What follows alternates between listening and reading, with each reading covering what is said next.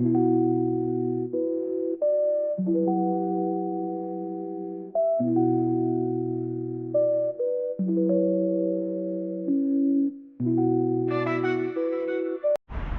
to Scooter to Blink POV. Today we have Megane-e by Renault. It's a E-Tech Techno 160 kilowatt version or 220 horsepower, fully electric car.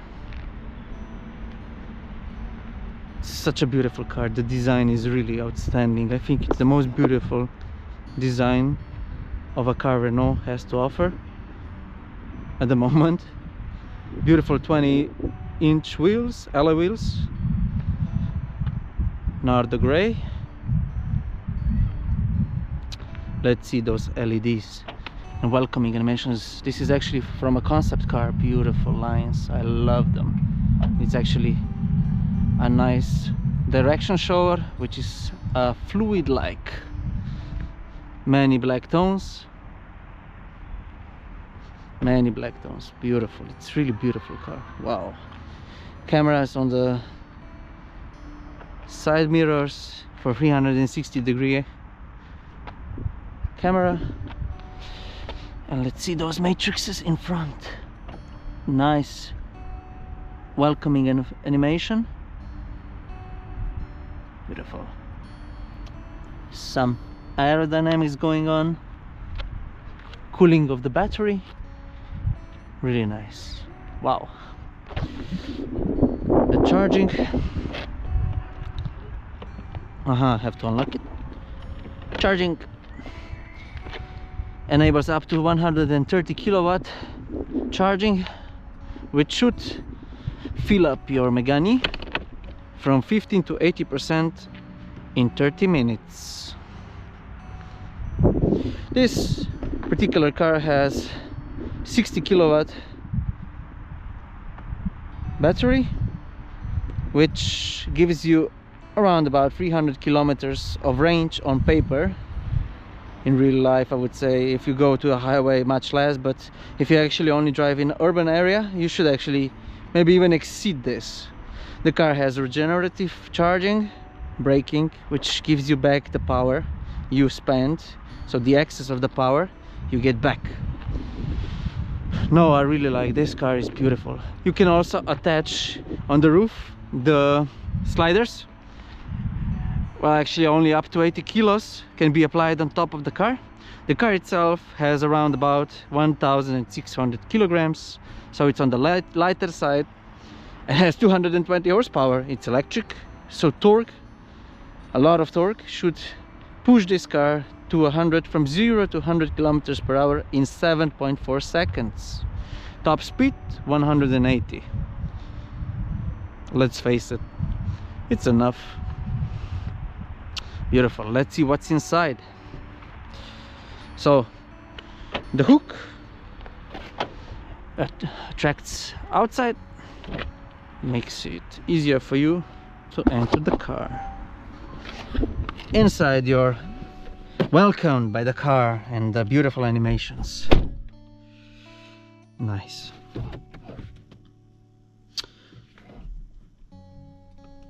So we got beautiful 9-inch TFT very bright display, and in the middle we have 12-inch TFT display, which is insanely responsive, like an iPad basically. You got everything needed in here: Apple CarPlay, Android Auto, even YouTube Music. You can still use traditional USB connection or Bluetooth. Connect your phone also via many connections and other applications. You even have some fun apps you can add: Google Assistant, and of course the car settings. You have 4 driving modes: Eco, Comfort, Sport and Personalized, where you can configure the type of power delivery, the stiffness of the steering wheel, and of the suspension can be also stiffened. And also you also have many other functions. You have the beautiful ambient lighting, which goes on the driver's and co-driver's seat side in the middle, and those lights are actually changing based on the driving mode you select. Let's see sport. Sport is the most interesting one. Oh yeah, beautiful. Of course, you also have the intensity of the light, and in the end we can save some energy with the climate. Continuing, the inside is very nice. I think a lot of thought has been put into this car, especially into the front. I have more than enough space even as a passenger. Materials have been carefully selected. They are recycled materials. We even have some Alcantara on the side going beautifully around. It really shows the future is bright for Renault. The seat is also a very interesting cozy material with fake leather or vegan leather with yellow stitches. Very little sporty, but on the softer side. The steering wheel is also made of fake leather. It has so many functions right here. Everything is button, even though it looks like it's how do you call this, sensitive to touch. You can press it. It's awesome. Also on the middle console everything is buttoned. Here the only thing that's not buttoned is the heating of the steering wheel and the driver's and co-driver's seat. Everything else is button. I love it. Thank you, Renault. On the side we have normal buttons. As you expect, everything is automatic. Thank you. Nice. On the steering wheel you have calls. You can speak to the car, ask it where to do something for you, Google services, blah, yada yada. View is changing the screen, so you have many possibilities. You can have navigation. You can have, of course, because we are in parking, some options are limited, but you can have also active tempomat, so you can see the distances, the dead angle, line assist and stuff like that. In the middle, the specialty of this car is the camera rear view, which is always active. Usability, there's a lot of space. You can put your stuff in. You even have a phone charger. And this is something interesting. You actually have adaptable space, which is takes a little bit time to adjust, but in the end you have a perfect space for whatever you got. In the middle you have a console.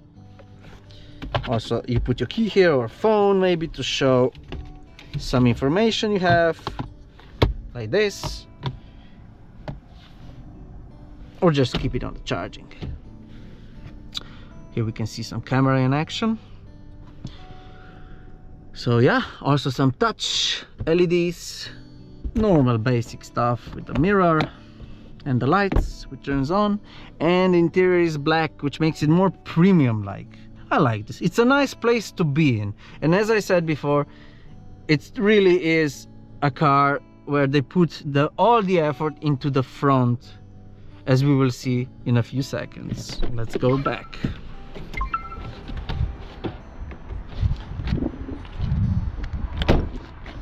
In the back, similar design of the seats, very cozy material. The middle is colder, does not have a retractable middle console sadly, but let's see how it's like to be in the back. So I am 1.80 meters high, and I'm 180 meters high also in the back, so my legs are compressed into the seats, so it's not so cozy. You see, it's like an airplane, even a little bit worse. So I cannot spend a lot of time here. It's a bit claustrophobic for longer distances. You have two isofixes in the back, nothing special. It's like a car from 2003. Everything is hard plastic except here, thank God. At least this is the mirror doesn't attract so much, but you can send a like button to somebody who annoys you on the road. Normal speaker. In the middle, this is, I think, the worst part. It's completely plastic. It's like they just assembled it and put it in. It's not like the waste plastic was not even removed. It's still clicky and everything, as it just came from manufacturing process. You have two USB-Cs in the back and also two USB-Cs in the front, but I didn't find them. I cannot find them. Please help me out in the comment section so I can finally charge my phone or something else I have. So let's check the back.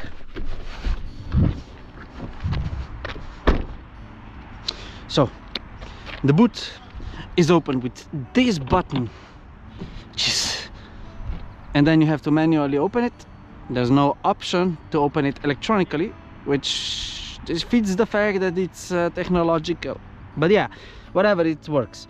So the boot is actually quite unique.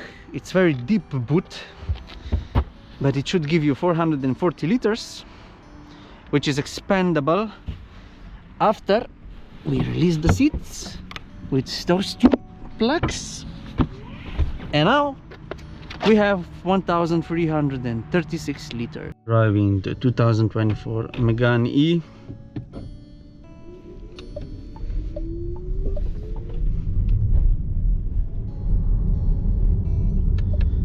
So this car should do a top speed of 160 kilometers per hour, to which I can confirm it's pretty quickly. As I said, it's an impressive little car with very thought through materials and positioning of them. It's actually interesting how it creates a whole line of Alcantara. And yeah, it's a nice place to be in, especially if you sit in front. In the back, it's very plasticky and old school feeling.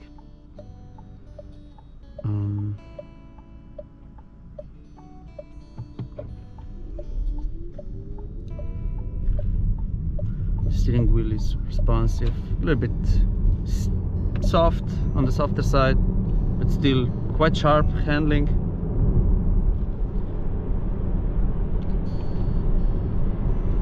Performance is sufficient, if not more, especially for the size of the car. So if you take a bigger battery, the biggest battery, it gives you a range of 450 kilometers, which is in realistic terms 350 maybe, if it's not winter. If it's winter, it's probably even less. But yeah, I think it's sufficient range, especially if you live in a more nearby the cities.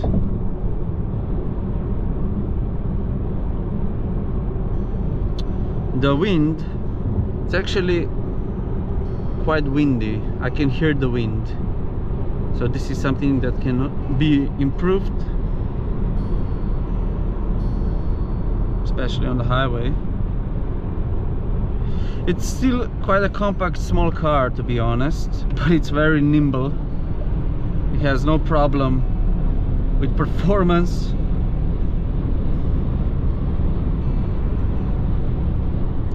But there's something I'm really annoyed by. You see, every time I release of the gas pedal, it gives a weird click. It doesn't want to listen, especially in the slower speeds, like 50 kilometers per hour. It's so annoying. It gives you a feeling, you understand that you're between you and the actual car or the wheels is the computer, which tries to calibrate all the time whatever you're doing, of course, to be the most efficient possibly, probably, but it's something that gives you a feeling that it's fighting you.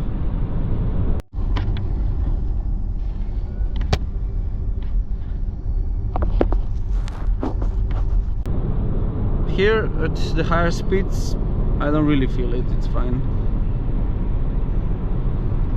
but perhaps there's only issue with this car, I'm not so sure. But B, if you go take a test drive with this car, check on it. It might annoy you. Otherwise, yeah, it's a very nimble car. Nice place to be in, soft, but still sporty. You can actually, on the side I have the handles with which I can adapt the regenerative system, filling up my battery. This is a good alternative to the brakes. You can get a lot of your power back. It saves your brakes, and additionally you get your energy back into your battery, so you will have a longer extended range. So it's wise to learn how to use this, and then you can just remove it if you want to. It's only takes some getting used to, because normally you have this in a car for the gears, but here it's actually even the opposite. So if I press the left pedal, the regenerative braking is stronger now, and the opposite turns it off. So this is something you're gonna get used to very quickly. And as I said before, this is sport mode now. You actually have G-force meters, which is very fun if you're into those stuff. Otherwise you're going comfort, and everything adapts to the mode you're in. Let's see how the eco goes.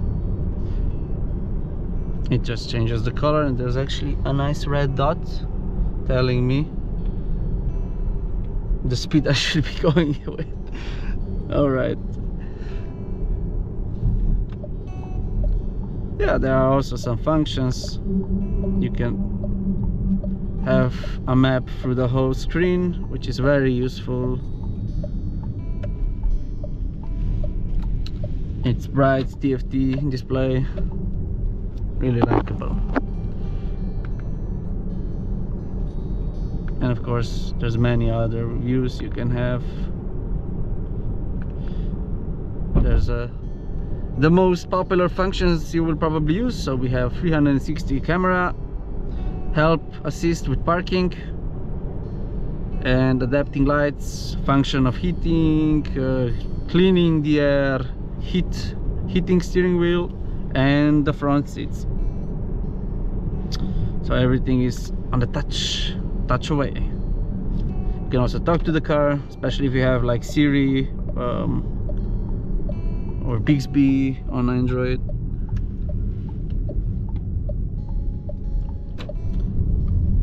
And of course the speed, the tempomat or cruise control.